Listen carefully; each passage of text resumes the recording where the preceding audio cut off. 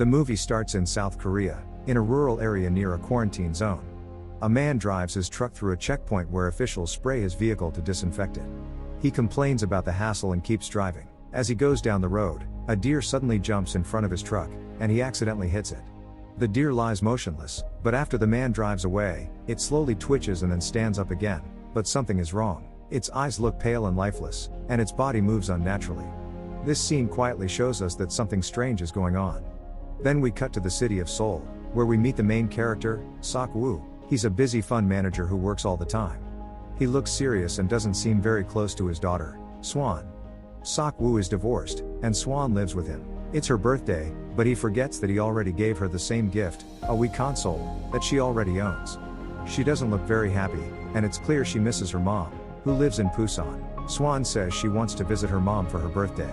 At first, Sok-woo hesitates because he's too busy with work, but he feels guilty and finally agrees to take her to Busan the next morning by train. The next day, at the train station, the place is crowded but calm. Sok-woo and Swan board the KTX train headed for Busan.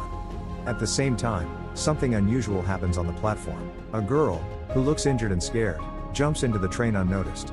Her leg is bleeding, and she looks sick. The train doors close, and the journey begins. On board the train, we meet other passengers too. There's a strong man named Sang-hwa and his pregnant wife Sung-kyung. They seem like a loving couple. There's also a group of high school baseball players, and among them is a quiet boy named Yong-guk and a cheerful girl named Jin-hee who has a crush on him.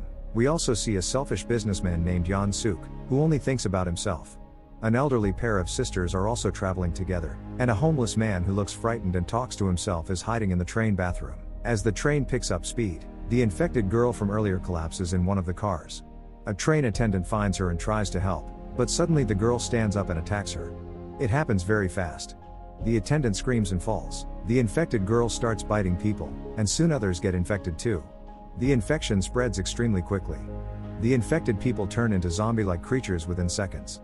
Their bodies move in strange, jerky ways, and their eyes turn white. Panic spreads in the train.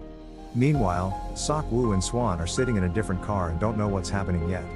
The infected start chasing other passengers, and people run, trying to escape. A few survivors manage to shut the doors between the train cars to keep the infected out. Sang-hwa, Sung-kyung, and others join in trying to protect people. Sok-woo realizes something is very wrong and tells Swan not to talk to anyone. They move to a safer car. At first, Sok-woo thinks about only protecting himself and Swan. When Sang-hwa asks for help, he closes the door on him to keep the zombies out, but Sok-woo later regrets this. Sung-kyung and Swan end up in the same car, and Sok-woo is forced to help. As chaos grows, the train conductor gets a message that the military is waiting at the next station, so the train makes an emergency stop. Everyone is told that it should be safe there, but when they reach the station, the military has already been infected. Sok-woo, Swan, Sang-hwa, and the others enter the station but quickly realize it's full of zombies. Soldiers come running toward them, infected and dangerous. People panic and run in different directions. There's a lot of confusion, and some people get separated from their families and friends. Sok-woo, Sang-hwa, and Yong-guk get separated from Swan, Sung-kyung, and Jin-hee. Yeon-suk runs away, pushing people behind to save himself. Sok-woo, Sang-hwa, and Yong-guk team up and fight their way back to the safe car where the others are. They use teamwork and whatever weapons they can find to fight the zombies. They discover that the zombies can't see in the dark, so when the train enters tunnels, the infected stop moving and rely on sound to find people. The three use this to their advantage. They move quietly during tunnels and fight when they have to. There's a tense moment when Swan and the others are stuck in one of the cars with zombies just outside. They try to stay quiet. Sok-woo and his team finally reach the car, and they all reunite. But when they try to enter the safe car, Yeon-suk convinces the passengers inside not to let them in, saying they might be infected. They're scared and refuse to open the door. Even though the group fights off the zombies to reach there, they're treated like a threat. Sang-hwa sacrifices himself to buy time and protect the others. Sok-woo and the rest break through the door and get in, but it's too late for Sang-hwa. Inside the car, Sok-woo confronts Yeon-suk, angry at his selfish behavior. But the other passengers side with Yeon-suk, and they force Sok-woo and his group to move to another car.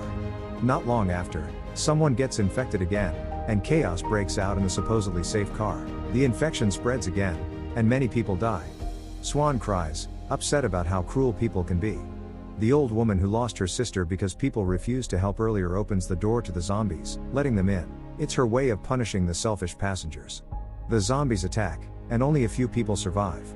The train keeps moving, but damage on the tracks ahead forces everyone to transfer to another train. At a rail yard, the conductor tries to guide everyone to safety, but infected people are everywhere. In the chaos, Yan-suk causes more trouble. He keeps pushing others into danger to save himself.